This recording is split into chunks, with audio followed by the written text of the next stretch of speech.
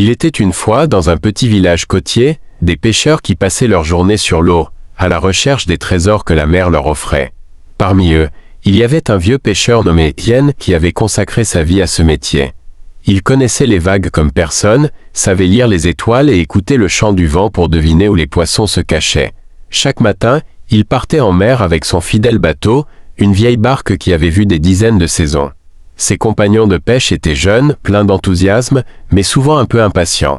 Étienne leur enseignait patiemment la patience et l'art de pêcher avec respect pour l'océan, car il savait que la mer, bien que généreuse, pouvait être capricieuse.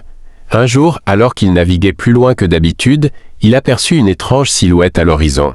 Curieux, il s'approcha et découvrit un énorme banc de poissons, plus gros et plus brillant que tout ce qu'il avait vu. Cependant, Étienne hésita. Il savait qu'une telle pêche aurait pu rapporter une fortune, mais il se souvint des enseignements de son père, « Respecte la mer, et elle te le rendra ». Malgré la tentation, Étienne décida de laisser les poissons tranquilles et rentra au village avec une prise modeste. Ce jour-là, ses compagnons de pêche ne comprirent pas sa décision, mais Étienne leur expliqua que la mer n'était pas un simple endroit où pêcher.